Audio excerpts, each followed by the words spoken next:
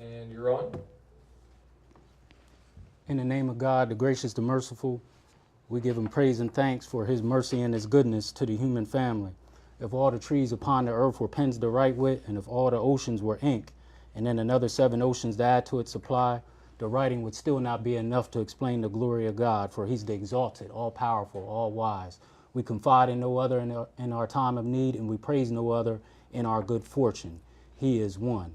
So this is Brother Sharif with the Hour of Power. Go to Hour of Power, Sharif Hamid on YouTube. Subscribe and share the channel so we can continue to lift the mind, body, and soul of our people. We are here tonight with this we are here tonight with this very historic show called The Makeover Show, where we get 2 young brothers from the community and make them over from head to toe and go along with our motto of lifting their mind, body, and soul. We thank our sister here, Alicia, for coming up with this masterful idea to do this, and we want to thank everyone who has supported us with making this happen. Just because you see a few people here, it's taken a lot of hard work to make it come into fruition. We have a lot of people who we are going to thank for making this happen, and we hope to continue with this effort. It's not for show. It's not about the haircuts or the ties or the clothes. That is just something to pour into these young men to give them the confidence to be stars and to be our future. We thank everyone for their help. So we turn it over to Sister Alicia. Good evening, everyone. So does everyone remember weeks ago when Sharif summoned all men to Penn Park, and the men showed up, locked arms, went out in the community, and the goal was to go get our boys. That's what Sharif said, we need to go get our boys. So that happened, and it was great. And then the following week it rained, and then it rained again, and it has now fizzled out. So for this show, I just stuck to the blueprint, and I found some men, and I found some boys, and we're here today to try to get to our boys. We wanna save our boys. So just want to talk to you a little bit about the Black Love Movement. So the Black Love Movement is really not about a vision. So it's not about what you see here today, okay? We want you to feel the love. Black Love Movement is about the love.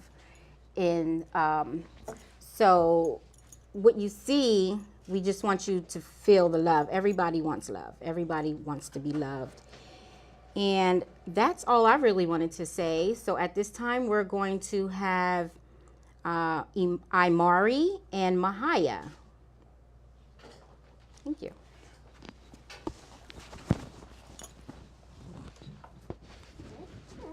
Okay. We need Mike. If you can see me, you can be me. That's why I'm here, out here today with my brother Sharif and the rest of everybody here. So you need to come out and support next week. Great job, great. When's your next speaking engagement to inspire the youth? You have anything coming up? Not right here in York. So got some stuff down in Atlanta coming up soon, but not here. Okay, Yeah. Spread the word in the ATL. That's good. That's right. That's right.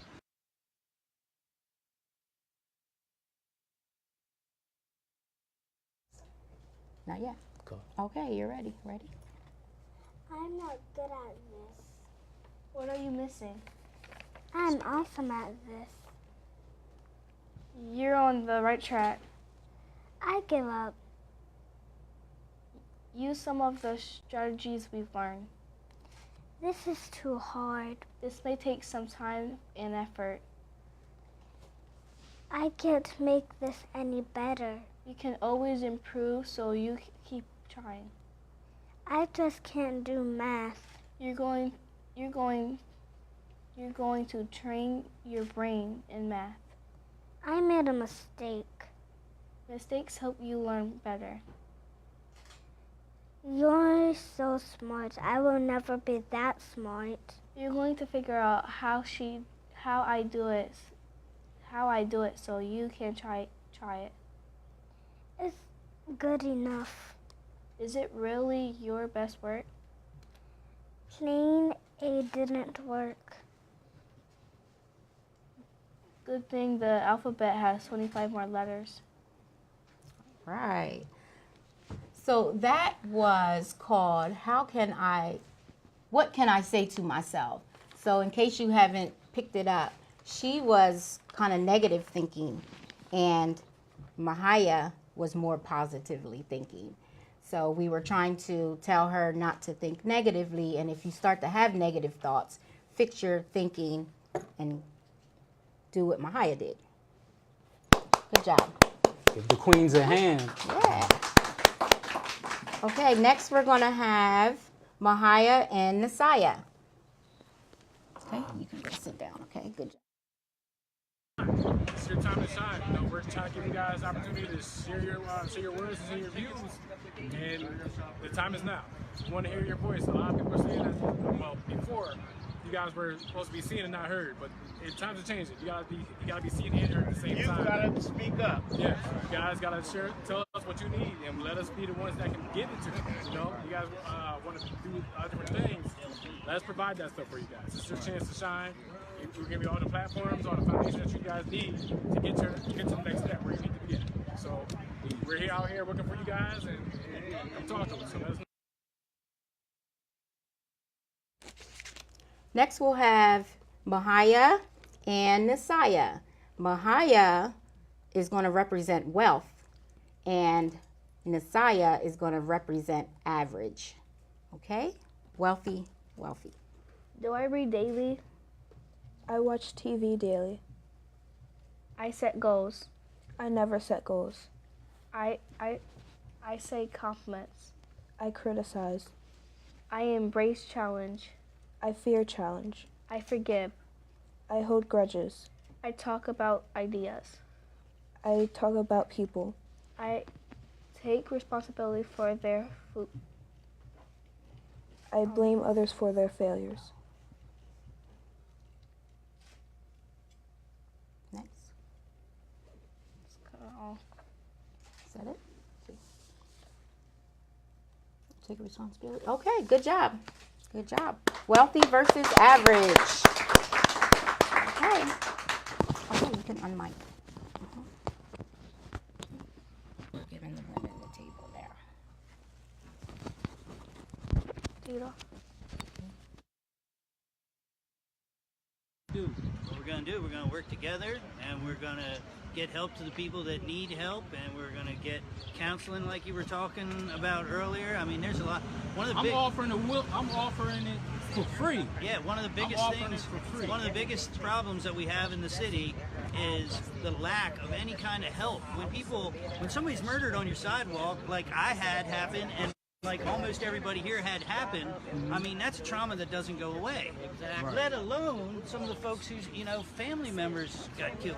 I mean, and we got nobody really, we need a force to be helping people, and they need to be there the day that it happens. Right. To make sure that we stop the second and third shooting, because everybody's in a frenzy and going nuts. And there's nobody there. There's some cops there. They don't have training in that. There's a couple of us that try to come out, but doing what you're doing is what we need to be doing, and all of us together.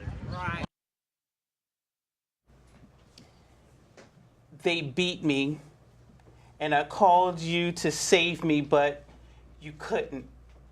So I secretly resented you. They took our babies and sold them. I begged you to save us, but you couldn't. So I secretly blamed you. They raped me, and I cried out for you to protect me, but you couldn't. So I stopped trusting you. You were supposed to be my man, my provider, my protector. When I needed you, you couldn't be there. So I hated you. How could I let you tell me what to do when Master couldn't protect me more than you? How could I submit to you when you are so forced to submit to Master? So to protect myself, I submitted to the one who could protect me and our children. I stopped trusting you. I stopped loving you. I stopped honoring you. I stopped valuing you, and in turn, I became valueless to you. I didn't see the frustration in your eyes when our children were sold. I didn't hear your silent cries when I was beaten. I didn't see your anger when I was being ravished. I didn't understand that you held your emotions to be strong for me. I thought you didn't care, but you wanted to be there. You wanted to protect me, but Massa made it so you couldn't. So I would trust him more than trusting you. I didn't see the hidden hand shaping our destiny. All I saw was my pain and the feelings that you neglected me. For all the times I blamed you, I'm sorry. For the resentment and distrust I've held against you for centuries, I'm sorry. For the times I've let you down, for all the times I've broken your spirit with my words and my actions, for the times I openly rejected you and tried to control you because I thought less of you. I'm sorry. Master had a plan that he said would work for 400 years. 400 years is over now. My eyes are wide open. I see the king in you. Please forgive my wrongs and see your queen in me.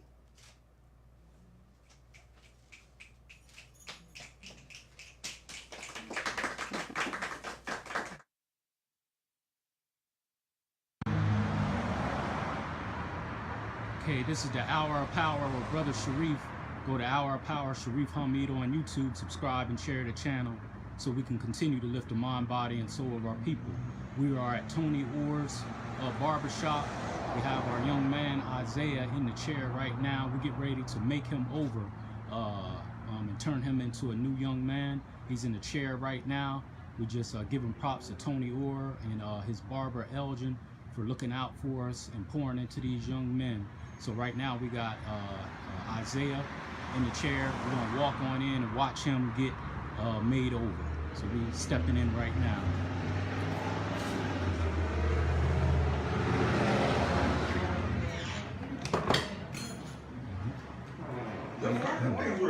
How you doing, Mr. Orr? All right, how you doing? Thank you for looking out for us, brother, with this helping out these young men. It's a pleasure. The pleasure's all mine. Yes, sir. And we'll be getting other young man in here in a couple of seconds. That's good. Yeah. We like to give back, man, Al and Monica. We like to give back to our community, young black brothers. Got to stick together. If not, if we don't stick together, then who gonna stick out for us? So we got to stick together. Right, right. And I want to give the hours of your shop. My hours of the shop is from Tuesday to Saturday. It's 6:30 to 6 o'clock. Okay. And appointments and walk-ins for you? Yes, for all of it. Everybody does. All right. I do the walk-ins. Monica, Carlos, and Al do the appointments. Okay. Does the queen want to get on camera, or is she straight? You want to get? Do you want to get on camera? I'm trying to give you some love. You good? Yeah. Okay. And this is the queen of the shop. What's your name, queen? Monica. Monica. And your hours are the same? My hours are the same by appointment. Okay. All right. And you the brothers, same thing the brothers do, you do, right? Yeah. Okay. All right. Yes, sir. Appreciate you. And the barber of the hour right now is our brother Elgin hooking up. And there's the young man, brother Isaiah. What's going on, Elgin? Everything's great. All right. Thank you for pouring into these young men and contributing to this cause that we have. Pleasure. Okay. So we got Isaiah there. In a few minutes or so, he's gonna be a new young man. And we're gonna keep pouring into him. So again, this is the Hour Power with Brother Sharif. For the Hour Power, Sharif Hamid on YouTube. Subscribe and share. This is what we're doing so we can continue to lift the mind, body, and soul of our people. Peace. So you saw it right there. Give our young brothers a hand, audience and everyone out there. these two future kings right here is what made this show go and what made it happen. We couldn't have did it without them. Introduce yourself, young brother. My name's Isaiah. And your name, brother? Messiah. Messiah. And do you want to give a shout out to your parents or those who make sure that you're taken care of? Because you wouldn't be here without them. Yeah. Who's your mother and your parents? Aikisha. All right. And your father? He's not. Benjamin Pickney. Okay. And your grandmother? Pamela Sexton. Okay. And the young man who I've had the pleasure of meeting since I came back here to PA, my brother Timon, better known as Mr. Hollywood, he is responsible for making them over. So our brother Timon, you want to explain what we have here? And you've seen it on the video there with Mr. Tony Orr and brother Elgin. They graciously gave them, the makeover as you see. So salute to those brothers. And we actually set it up where they can go back again and keep looking good. So without no further ado, our good brother, Timon Smith, AKA Mr. Hollywood, and man, he made me over. I mean, what y'all think? Y'all didn't say nothing? All right. I've never had a bow tie before, never. So I've been rocking and rolling today, feeling good. So I'm a grown man. If he lifted up my confidence, I can only imagine what's going on here. So the floor is yours, brother. Hello, my name is Timon Smith, aka Mr. Hollywood. Normally I'm a showstopper. Everywhere I go, I take the show. I'm a straight attention grabber. But today it ain't like that. When I walked into these rooms, I totally felt the energy of these two young men. They brought that energy into this room, that true beauty.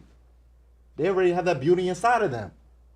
So there's no reason why they should be walking with their head down. That bow tie don't make them. That suit don't make them. They make them. I'm getting chills talking about this. As we were back there talking, I felt that gift, that love, and that energy. That's what we need in this community. Two individuals like you, because you have that inner spirit. His bow tie made out of polyester. His made out of polyester and cotton. But the main thing that makes them is love. All that materialistic stuff, that really don't mean anything. But at the end of the day, that's the first thing people see. I don't care what anybody says. The first thing people see is your appearance. And many people don't know about me, but I got 4 DUIs, 22 driving without a license. I've been shot, sold drugs, and ran the streets my whole life. So I know what it's like to go through the struggle. I know what it's like to surround ourselves with individuals that come from a product of an environment like we do. We ain't too far away from being related. We all come from the same place. But one thing that we need to know how to do is step outside our comfort zones. And that's what we did. That's what they did today. How many people can really put on a bow tie and hold their head up high? Not too many. You know why? Because they're too worried about what other people think. Too worried about being average. You know, we call them 98 percenters because they're just like everyone else. But the 2 percenters is right here. These are the ones who are bold and happy and full of love. These are the ones who stepped outside of their comfort zones and want to make a difference. As he said, the kings of today, no lie. This is true story. I ran the streets for so many years. I come up from a single mother who suffered from alcoholism. And I resented my mom for so many years. Wondered why I was brought up the way I was. But now that we built that relationship, I understand why. Because it's the way she was brought up. She was broken down, mentally, physically, and spiritually. She suffered from alcoholism. She was a product of her environment. But you know what? My mom is sober today. She's been sober for over 12 years. And she's one of the greatest things that happened to me in my life.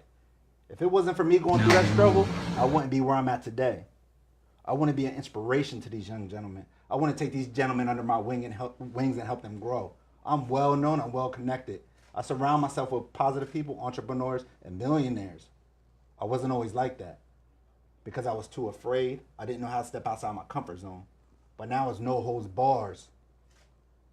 I am Timon Smith, Mr. Hollywood. I'm a fashionable individual. I love what I do. I worked at WellSpan Pediatrics on East Market Street as well. They are a gift in my life. When I was going through my struggles, they were there to pick me up and put me back on track as well. But my main passion is fashion. That's what I love. That's what I do. So many people look down upon that stuff. So that kept me stuck at living at everyone else's standards.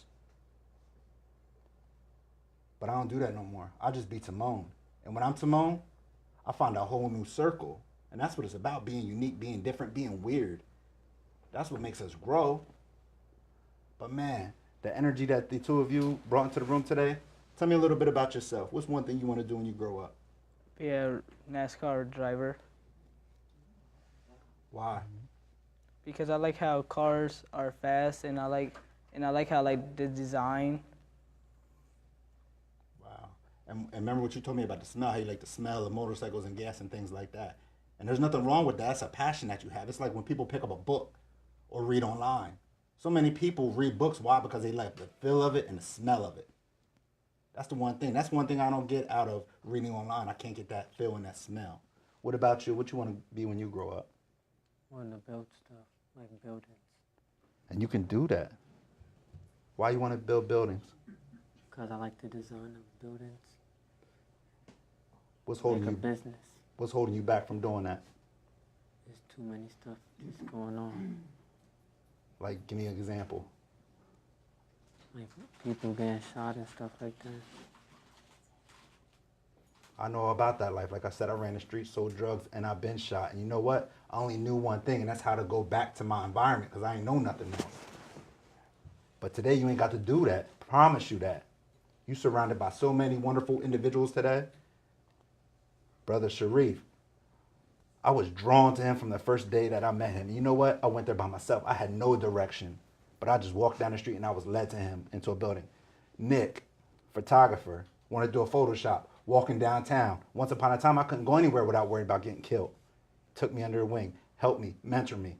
Kevin Jackson took me down into his business, took me into the elevator to the second floor, and he told me he believed in me. And I believe in you, I believe in you. Remember when I told you back there, I said, don't focus so much on yesterday, focus on today. And what we do today is going to affect tomorrow. I'm not perfect, my friends. None of us are. But as long as we try, we're going to get to where we're going to go. One of my goals right now is $100,000 a year to become a millionaire. I'm going to get there. I'm an entrepreneur. I work one job, two jobs. After I go from WellSpan, I go home, and you know what I do? Like I told you, I make bow ties. I'm tired. I am so tired, but I know what? When I do right and I add value to other people's lives, that's when things change. Adding value. The same way you add value to my life by being here, showing up, and talking positive, you're adding value to people's lives. The way you want to be a NASCAR driver, you're adding value to people's lives. Building buildings, adding value to people's lives. Problem solution. And if you don't mind me saying, like you said, we're going to keep pouring into these young men. It's a show, but it's not a show for the people. Like, we're not just getting views and then we're just going to let them go. I plan on myself, as long as their parents and whoever's taking care of them allows me to, I want to keep being by your side, because I've been with a lot of boys programs in different cities, and they meant well, but they would have the program for 6-9 months, and then the boys would just drift off, and then I get a phone call. Brother Sharif, remember Jerome from back in the day? Yeah, what about him? Man, he locked up, or he's dead. So we can't make you do anything, but it is the village's responsibility to keep nurturing you. We just can't bring you in and then do the same thing of why some of y'all came into the program, not having a man there. I don't know all your story, but some of these boys that we got, you know what I'm saying, they came into the program because someone let them down, else there wouldn't be no need for the rites of passage, boys club and all that, and then we just disappear? No, then that is just a show, and I don't do this for show. I do not do this for show. I am for real about what I do.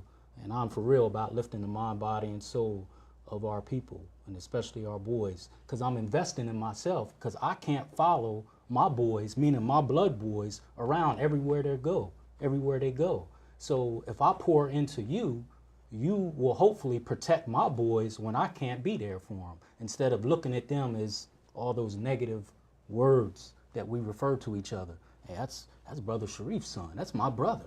So it's an investment for us to pour into our boys, and then eventually we're going to get to the queens. Oh yeah, we got a lot of work to do, but we starting with the kings because y'all are the head of the household. So I'm glad y'all are here, and as long as your parents allow us, we're going to continue to pour into you.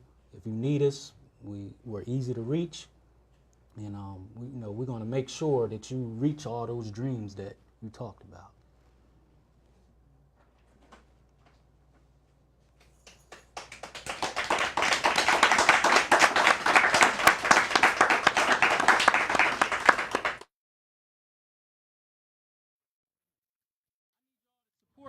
This brother, you know how you see a fancy car and everyone gives all the credit to the Mercedes-Benz, but no one talks about the engine that makes the Mercedes-Benz go? This brother every week at 11 o'clock at Penn Park rounds up children around Penn Park, goes in his own pocket, gets some books, snacks, fruit, and everything. He's been doing this for over a year and no one talks about it. So we need to get behind this brother and support him. Every Saturday at 11 o'clock, he's rounding up children that never, the farthest they go is Penn Park. And we're planning on, in August, taking these children down to Baltimore so they can see more than York. And what's the name of your group, bro? It's a Lafayette's teaching class, 11 o'clock, Saturday morning. And we just teach the kids knowledge that they ain't getting in the schools. And it's working out pretty good. Right. You know what I mean? It's always good to know who you are.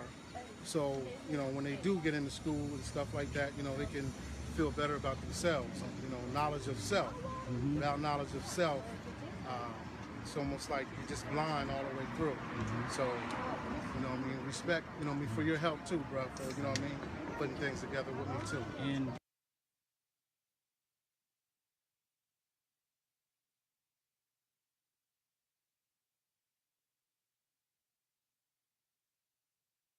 flowing conversation.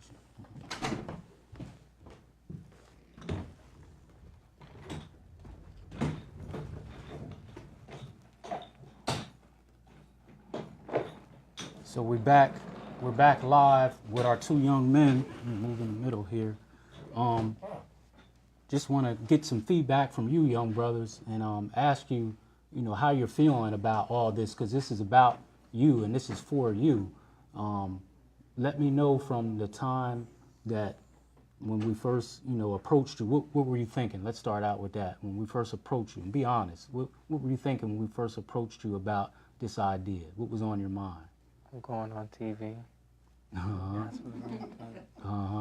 And was you nervous? Did you understand the vision of it, or was you just nervous about going on TV?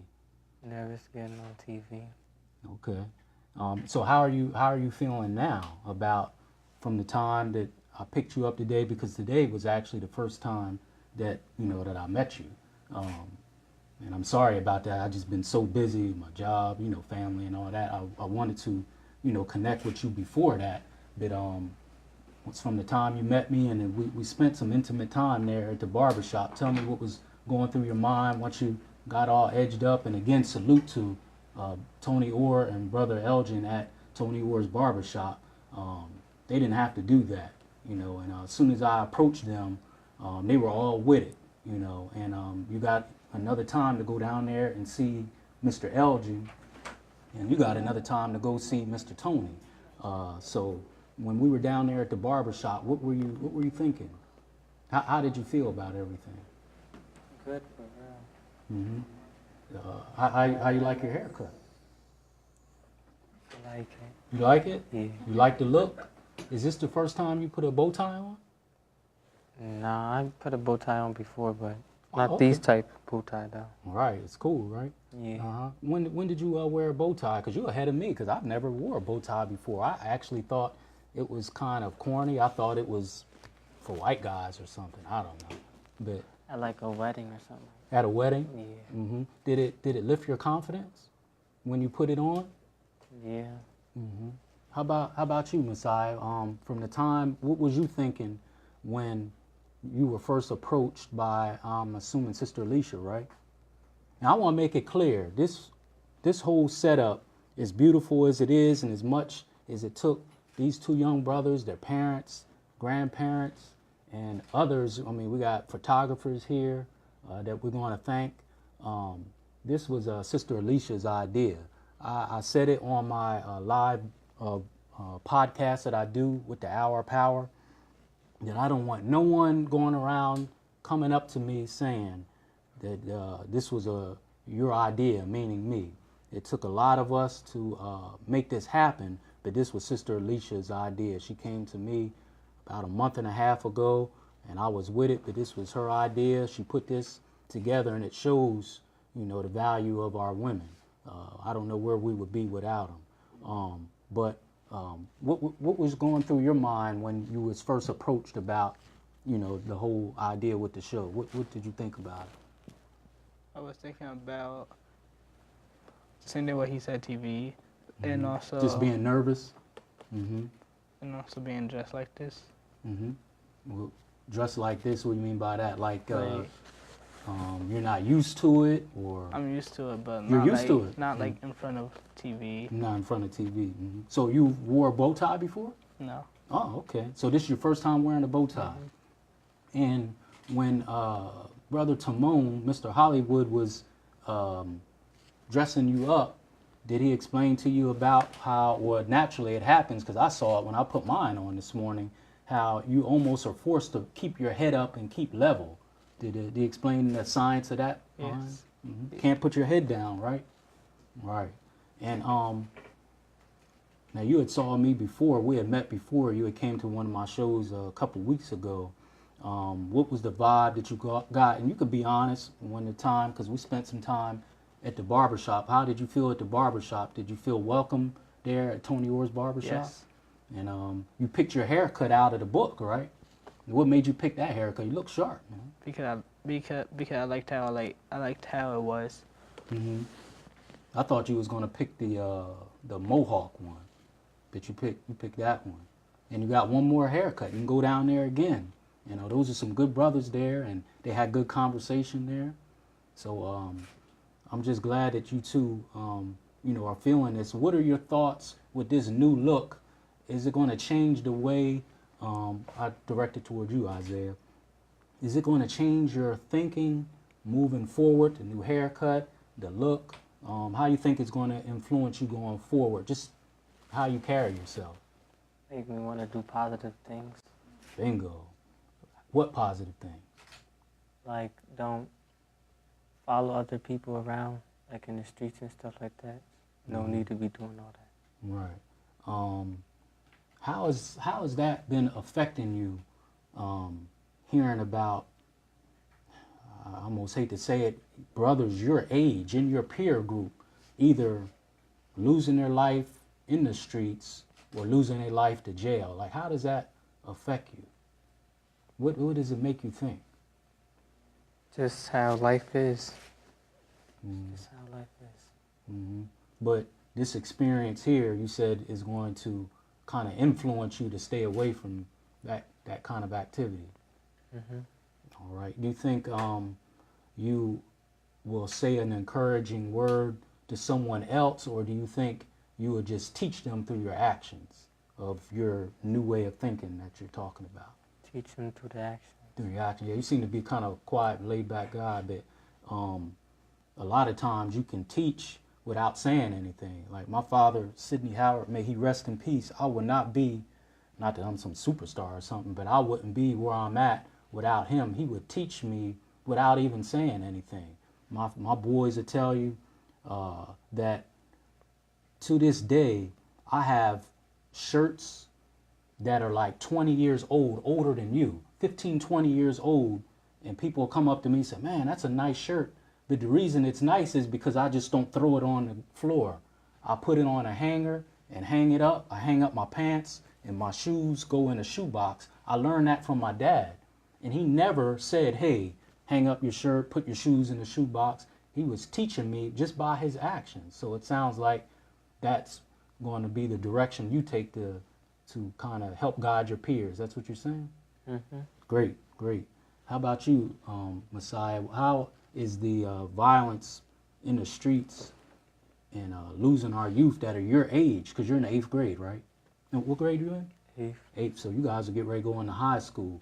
And it's a huge transition in a short amount of time because the school that you're in now, within a few months when you go to the ninth grade, you'll go from being the oldest in the school to the youngest in the school. I ain't trying to give you shock and awe, but that's basically what it is. You're the oldest in your school right now, right? Isn't it elementary, K through 8? Right, so you're the oldest in your school. So when you go to ninth grade, you will be the youngest because you'll be freshmen, and then you'll have sophomores, juniors, and seniors. So that's a big transition. So how has the violence in the streets been affecting you? Well, I say sad, and kind of like what they deserve because they don't listen. You said, what was that again? Kind of what they get because they don't listen. Okay. And I'm sure you take, I've met your mother, I've talked with your mother. She's a wonderful young lady. She sacrifices a lot beyond what you probably even realize. And same, who takes care of you. I've known your grandmother for many years. Actually, your grandmother, Miss Pam, helped my wife, so it's in your DNA, and you are more than blessed to have her and whoever else contributes, to your development. How is the new look, how is that going to affect your thinking going forward, as far as like the way you carry yourself, the way you dress, and the way you're going to influence your peers? How does that affect, how do you think that's going to affect you? The tie and all that stuff. I don't know. You don't know? Is it making you feel good? Yeah. You feel good, right? Well, by the time you process all this, it's going to start hitting you like a ton of bricks, and the sky is the limit. I'm about the Hour of Power and the Black Love Movement. We are about knowledge, and we believe that knowledge can lift our mind, bodies, and souls. And I believe one of the reasons why it's so much violence in the streets amongst our youth is because they don't value themselves. And I've been saying this in my last couple podcasts. It's almost like taking out the garbage. I want you to listen to this, brothers, if you don't get nothing else of what I'm saying. The main reason why we're having this violence, it's not necessarily jobs. It's not necessarily houses and cars and all that. Those things are contributing factors, as they say, poverty, but it's not having knowledge of self. Things like this. Things like this. If our young people had changed their mindset, I don't believe we would have the violence. So that's why I'm proposing to you is to lift your thinking. It's like taking out yesterday's garbage. You throw out the garbage because you don't have no use in it. You don't have no value with it. Bye. Isn't that what you think? You're not thinking of anything really important when you throw out the garbage, right? You just discard it. So I believe that's the mindset of our youth. They don't value themselves. They don't love themselves. So they are easy and quick to discard other people who happen to be human beings. And actually they're discarding themselves because they're not going to be able to live a normal life. So things like this, I believe once we know who we are, I believe that can change our lives almost overnight. But we have to know who we are. All these rappers that I know some of y'all adore, they're not giving y'all good messages. A lot of them aren't. Some of them are. But some of them are not giving y'all good messages. And some of us go to bed with the earbuds in our ear listening to that. So stay woke, as they say. Stay woke and keep striving for, knowledge of self, and keep that mindset. If you don't get nothing else out of this about what Timon taught you about keeping your head up and just being a positive influence to others. And I'm sure they're watching and they're going to see a difference in you. And don't never underestimate your influence. You two are powerful. And it's, isn't it, who sings that song, God's Plan? Who sings that? Drake. Drake. Well, this is God's plan. Just think, it's what, 6 billion people on this earth? 60, 70,000 people in York. And out of all the people we could have picked, you two are sitting here. That ain't no accident. And Sister Alicia kind of almost, I don't want to say bumped into you, but you wouldn't have never thought this little pretty young lady's going to roll up on you and say, hey, what about coming on the show? It was probably many other young men out there, but she picked you. And all these brothers out here, we picked you. So right there shows that God has a special plan for you. We believe that the hour of power is off the hook, as we say, right? We believe that we're putting it down like no one else is putting it down. I ain't too proud to say it. Salute to others who are trying to lift the mind, body, and soul of our people, but we believe that we are doing something special, and out of all the people that could have been on this show, out of all the people, it's you two. You think that's an accident? It ain't no accident. So now it's up to you to move forward with what God's plan is. I don't know what exactly it is. I can think about what it is. I think whatever you want to do and more. So this is God's plan. I thank everyone for listening. Give these young men a hand.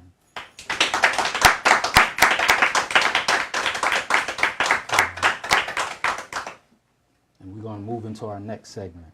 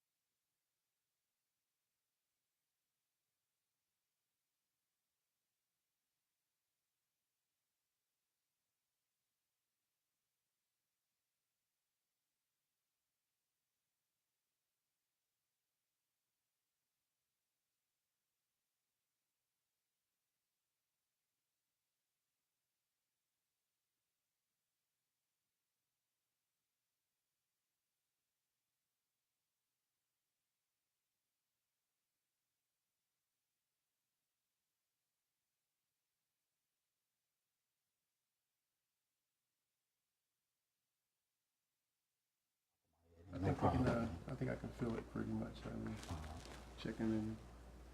So I'm ready when you're ready. So yeah, guys, I've been sitting back and listening to you talking. I have one question. What you know about the Beatles? I don't know. You know nothing about the Beatles? I heard you today they asked you about some music and the kind of music like you got in the car and turned the Beatles on, man. Like, you know, you see, I mean, you're laughing about that, but that's a beautiful thing.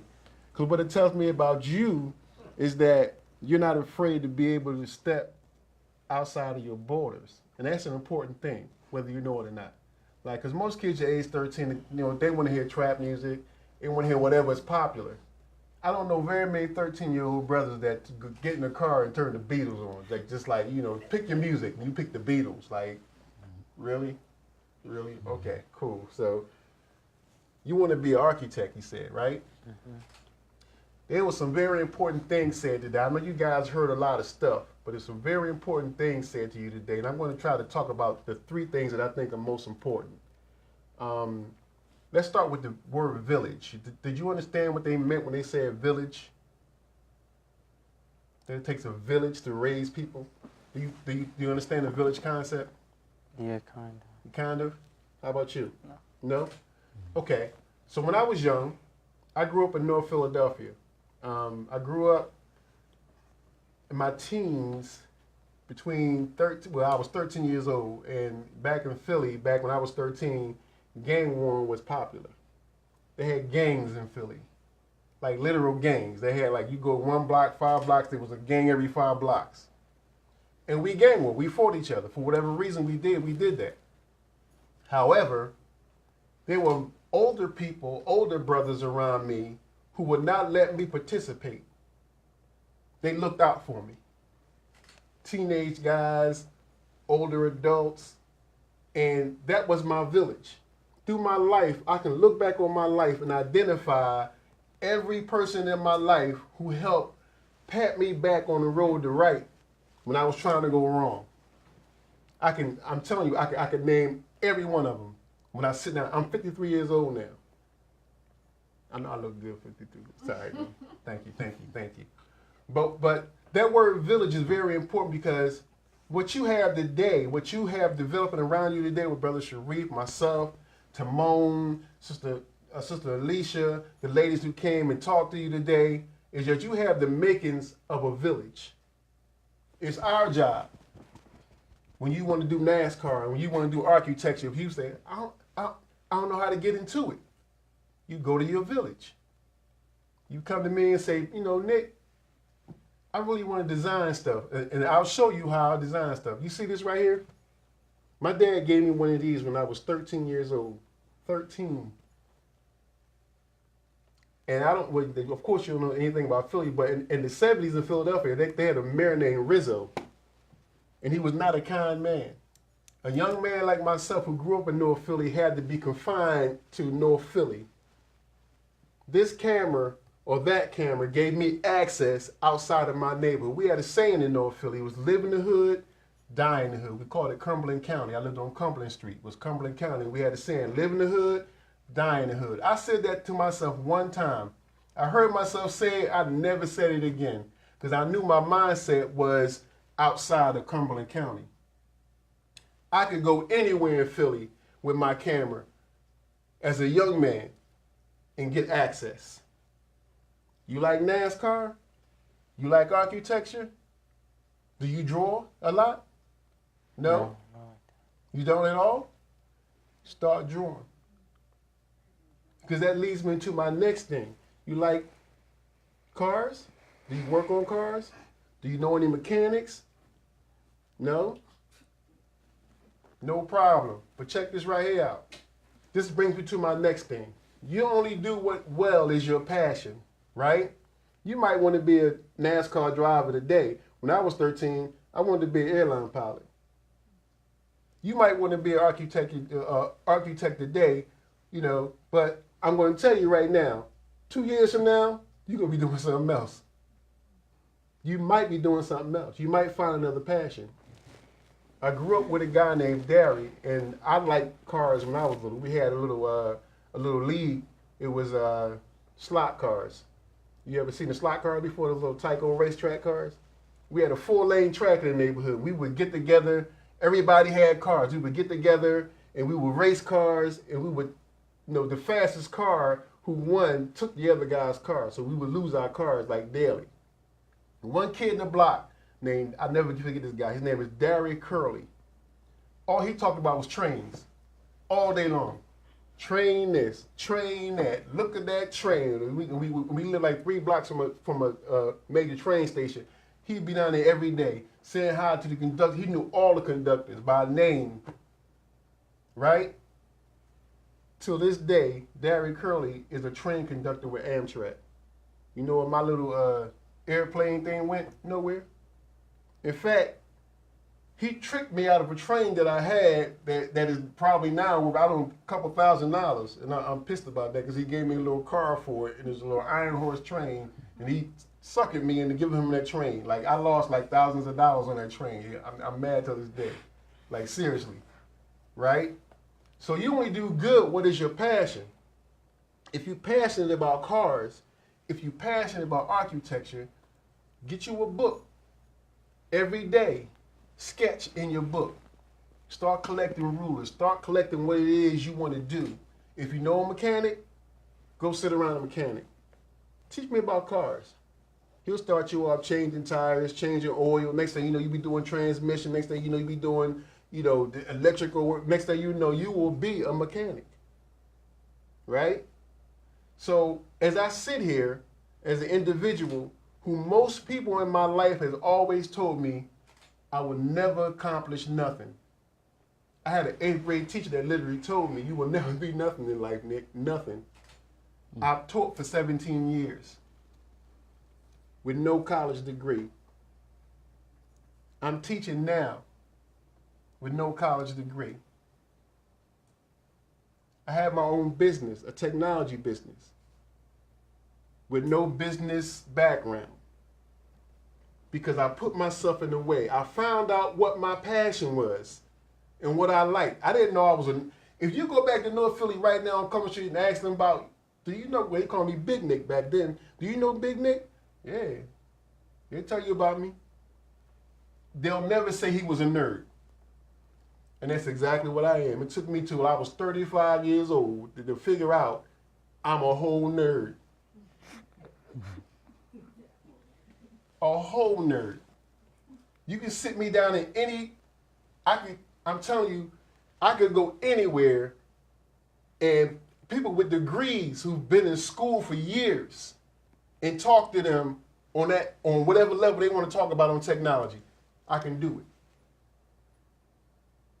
Because that's what I'm passionate about. You have to invest in your passion, young buck. You have to do it. If you like architecture, you should be drawing every day of the week. You should have a book somewhere with buildings in it that you're going to draw. All right? Last thing, expand yourself. I like that you like the Beatles. It's a beautiful thing. Get outside your neighborhood sometime. Come downtown. Just mill around. There's some architecture buildings down there. I would go knock on their door, introduce myself to them. Tell them who you are. Tell them what you like.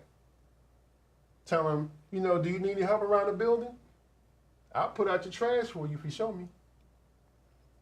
So I just want to leave with you guys this. Embrace your old heads. I'm one of your old heads now. If I see you on the street and you're wrong, guess what your old head going to do? I'm going to approach you.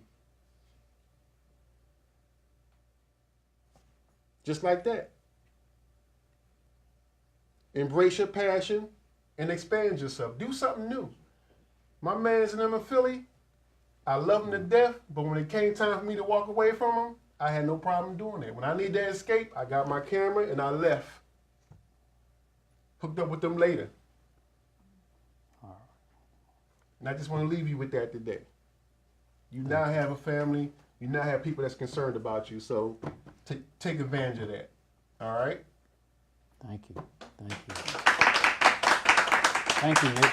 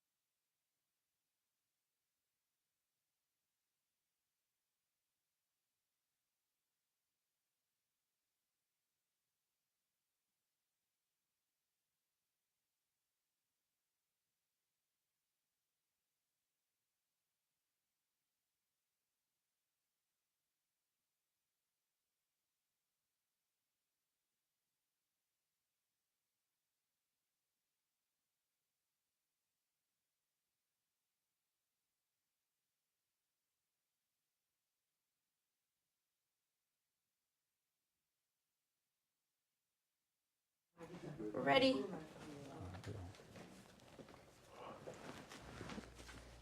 Okay, I just wanted to read a little bit about, we did have a picture here of 3 doctors. Their name was Pierre, Max, and Joe.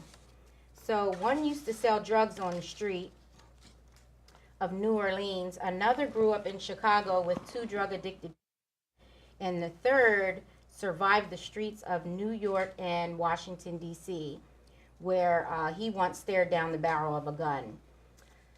And all three decided they wanted to be doctors. So what they did was they supported one another. They went to college, which was called Xavier University of Louisiana in 1998, with hopes of becoming doctors.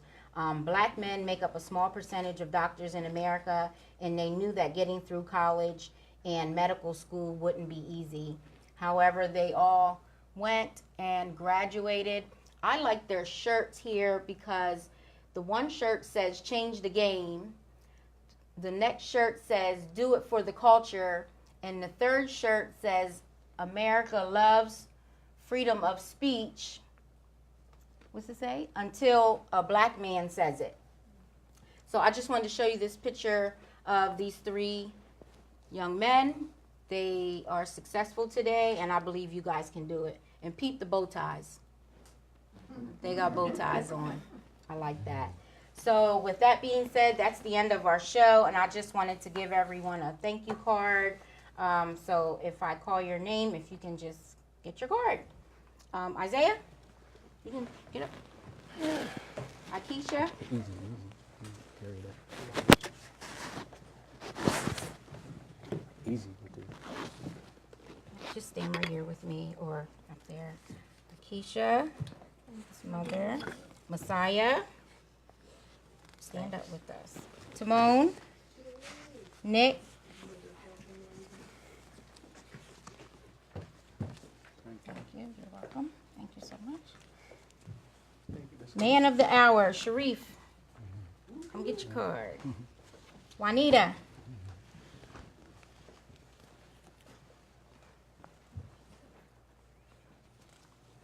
Maritza. There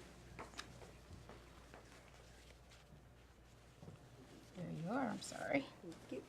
Stay up here. Stay up here. Stay up here. Shout out to Tony Orr and Elle the barber for doing the haircut. Shout out to Willie Stanley at the Hub for donating their shirts. Shout out to Kiona, Tanya, Thompson, Morgan, and Miss Pam. Thank you, everybody. Yes. We need you up here. You're welcome. Just wanted to thank everybody. About to those who have donated. And thank you to all of our donors who contributed to this show. We wouldn't have been able to do it without you. Thank you. That's it. Thank you, everybody. Yeah, I wanted to hug it out. We can all just hug everybody. Yes, all those who donated to the show, we love you. For Alicia's page, my page, we thank you for your donations. Not in vain, as you see. And we will continue to use your kind donations to lift the mind, body, and soul of our youth. Thank you.